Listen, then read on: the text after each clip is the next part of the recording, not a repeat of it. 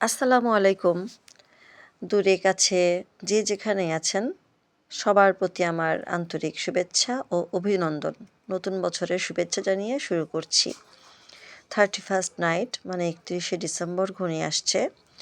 আমাদের দেশের অনেক ইয়াং বয়সের ছেলে মেয়েরা এই দিনে অনেক উচ্ছৃঙ্খলভাবে দিনটি উদযাপন করবে, রাত্রি উদযাপন করবে। তাদের উদ্দেশ্য কিছু কথা। তোমরা যারা ইয়াং বয়স, অনেকে লেখাপড়া করো, অনেকে লেখাপড়া করো না। অনেকে আছো যারা নাকি 15, 16, 17 বছর পর্যন্ত মার ঘাড়ে বসে খাচ্ছ, বাবার হোটেলে খাচ্ছ, ঠিক আছে।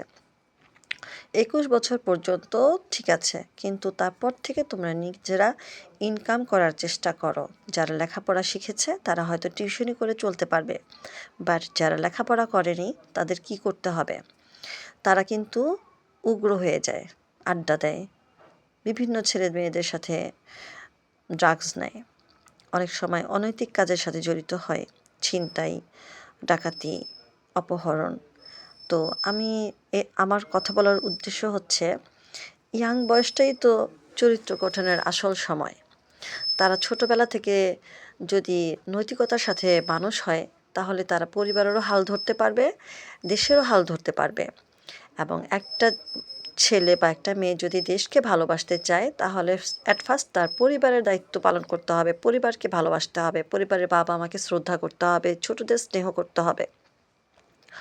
আমি ইয়াং বয়সের ছেলে মেয়েদের নিয়ে খুব চিন্তিত, সেই সকল মাদের নিয়ে খুব চিন্তিত। ওই সকল মায়েরা তাদের সন্তানদের ভালো করে কেয়ার করতে পারে না। তারা হয়তো জি টিভি, জি সিনেমা নিয়ে ঘন্টার পর ঘন্টা সময় নষ্ট করে, আর ছেলে মেয়েরা হয়তো সেই ঘন্টার পর ঘন্টা বাইরে সময় কাটায়। মা বাবাদের অবশ্যই কেয়ার করতে হবে, ছেলে মেয়ে কোথায় যাচ্ছে, কার সাথে যাচ্ছে, কি খাচ্ছে। আমার কয়েকটা পরামর্শ থাকবে ইয়াং বয়সের ছেলে মেয়েদের প্রতি। তোমরা যারা রাত 3টা 4টা পর্যন্ত জেগে থাকো তারা প্লিজ দয়া করে রাত 3টা 4টা পর্যন্ত জেগো না, 12টার মধ্যে ঘুমিয়ে পড়ার চেষ্টা করো।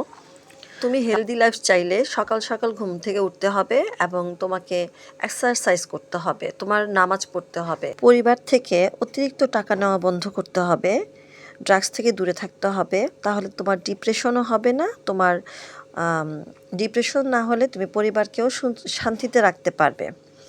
অনেক বাবা মায়েরা আছে যাদের পরিবারের বাচ্চা কাচ্চাকে অনেক ভালোভাবে টেক কেয়ার করছেন এবং সেই সকল ছেলেমেয়েরা অনেক মানুষের মতো মানুষ হয়েছে, দেশের মুখ উজ্জ্বল করেছে। তাদের জন্য শুভকামনা, সেই সব মা বাবাদের জন্য শুভকামনা এবং সবার জন্য শুভকামনা। সর্বোপরি যে যেখান থেকে ভিডিওটা দেখছেন, কথাগুলো ভালো লাগলে একটা লাইক দিবেন, সাবস্ক্রাইব করবেন এবং সবাই সবার জন্য দোয়া করবেন এবং ভালো কাজ করবেন, ভালোর পথে থাকবেন, ভালো চিন্তা করবেন, তাহলে আমাদের সবার জন্যই সেটা মঙ্গল হবে। আল্লাহ সেটা পছন্দ করবেন। এই বলে শেষ করছি। আসসালামু আলাইকুম।